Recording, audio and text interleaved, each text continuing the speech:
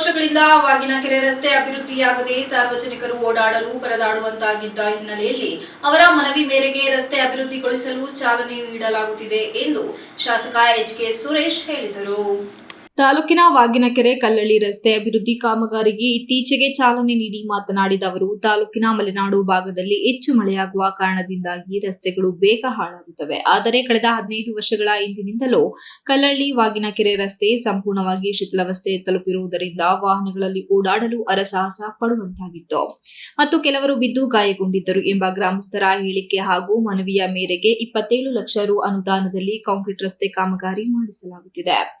ಈ ಮೂಲಕ ಬಹುದಿನಗಳ ಗ್ರಾಮಸ್ಥರ ಬೇಡಿಕೆ ಈಡೇರಿಸುವ ನಿಟ್ಟಿನಲ್ಲಿ ಕ್ರಮ ಕೈಗೊಳ್ಳಲಾಗಿದೆ. ಮುಂದಿನ ದಿನಗಳಲ್ಲಿ ಇನ್ನುಳಿದಿರುವ ರಸ್ತೆ ಮತ್ತು ಗ್ರಾಮದ ಅಭಿವೃದ್ಧಿಗೆ ಬೇಕಾದ ಮೂಲಭೂತ ಸೌಲಭ್ಯಗಳನ್ನು ಕಲ್ಪಿಸಿಕೊಡಲು ಕ್ರಮ ಕೈಗೊಳ್ಳಲಾಗುವುದು. ಜೊತೆಗೆ ಗ್ರಾಮಸ್ಥರಿಗೆ ಕೊಟ್ಟ ಮಾತಿನಂತೆ ಕೆಲಸ ಮಾಡಿಸಿಕೊಡಲು ಮುಂದಾಗಿದ್ದೇವೆ. ಗುತ್ತಿಗೆದಾರರು ಕಾಮಗಾರಿಯನ್ನು ಗುಣಮಟ್ಟದಲ್ಲಿ ಮಾಡಿ ಅನುಕೂಲ ಕಲ್ಪಿಸಬೇಕು ಎಂದರು.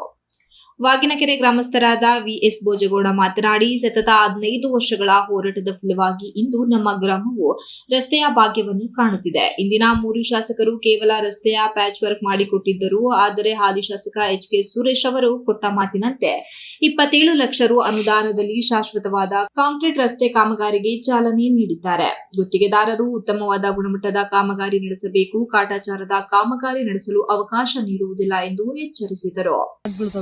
ನಾವು ಪೈಪ್ಲೈನ್ ಹೋಗ್ತೀವಿ ರಸ್ತೆ ಆದ್ಮೇಲೆ ಅದೊಂಚೂರು ದಯವಿಟ್ಟು ಅದನ್ನ ಮಾಡಬಾರ್ದು. ಈಗ ಏನ್ ಬೇಕಾದ್ರೂ ಹಾಕಬಿಡಿ. ಇದು ಕಾಂಕ್ರೀಟ್ ರೋಡ್, ಇದು ಈಗ ಮಾಡ್ಕೊಳ್ಳೋದ್ರೆ ಇಲ್ಲಿವರೆಗೂ ಕಾಂಕ್ರೀಟ್ ರೋಡ್ ನ ಮಾಡಿಸ್ತಾ ಇದೀವಿ. ಯಾಕೆ ಅಂತಂದ್ರೆ ಜಾಸ್ತಿ ಇದಾಗುತ್ತೆ ಅಂತ ಅಲ್ಲಿ ನೋಡುದು ತುಂಬಾ 1-2-3 ಕಡೆ ಎಲ್ಲ ಬಿದ್ದಿದೆ. ಆ ಪೈಪ್ಲೈನ್ ಹೊಡೆಯೋದನ್ನ ದಯವಿಟ್ಟು ಸ್ಟಾಪ್ ಮಾಡೋದು ಒಳ್ಳೆಯದಾಗುತ್ತೆ. ಈ ಮಲೆನಾಡು ಭಾಗದಲ್ಲಿ ಇವತ್ತು ವಿಶೇಷವಾಗಿ 2,50,00,000 ವೆಚ್ಚದಲ್ಲಿ ಇವತ್ತು ಗುದ್ಲಿ ಪೂಜೆಯನ್ನು ಮಾಡ್ತಾ ಇದ್ದೀವಿ ಎತ್ತಿನೊಳೆ ಯೋಜನೆಯಿಂದ. ಬಹುಶಃ ಈ ಭಾಗದಲ್ಲೆಲ್ಲ ರಸ್ತೆಗಳು ಬಿಟ್ಟರೆ ಬೇರೆ ಇನ್ನೇನು ಕೇಳೋದಿಲ್ಲ.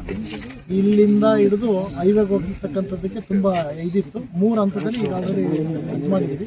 ಇನ್ನೊಂದಿಷ್ಟು ಅಡೆತಡೆ ಇದೆ, ಅದನ್ನು ಸರಿಪಡಿಸ್ತಕ್ಕಂಥದ್ದನ್ನು ಮಾಡಿ ಚಿಕ್ಕಮಗಳೂರು ರೋಡಿಂದ ಹಿಡಿದು ಚಿಕ್ಕಮಗಳೂರು ಜಿಲ್ಲೆಯಿಂದ ಹಿಡಿದು ಹಾಸನ ಜಿಲ್ಲೆ ಬೇಲೂರು ತಾಲೂಕಿಗೆ ಸಂಪರ್ಕ ರಸ್ತೆ ಸುಮಾರು 27 ಲಕ್ಷದ ವೆಚ್ಚ, 380 ಮೀಟರ್ ಕಾಂಕ್ರೀಟ್ ರಸ್ತೆ. ಇವತ್ತೇನು ಪೂಜೆ ಮಾಡ್ತಾ ಇದ್ದೀವಿ ಎಲ್ಲ ಕಾಂಕ್ರೀಟ್ ರಸ್ತೆಗಳನ್ನೇ ಪೂಜೆ ಮಾಡ್ತಾ ಇದ್ದೀವಿ. ಈ ಸಂದರ್ಭದಲ್ಲಿ ಗ್ರಾಮ ಪಂಚಾಯಿತಿ ಮಾಜಿ ಅಧ್ಯಕ್ಷ Supreeth, Lokappagowda, Gangegowda, Ranjith, Ratan, Naveen C, H Prakash, K Kumar, Mogappagowda, Subbegowda, Rajesh, Papu, Roopa, Bhojegowda, Suchendra ಇತರರು ಹಾಜರಿದ್ದರು. Ganesh, TV 46 news Kannada, Belur.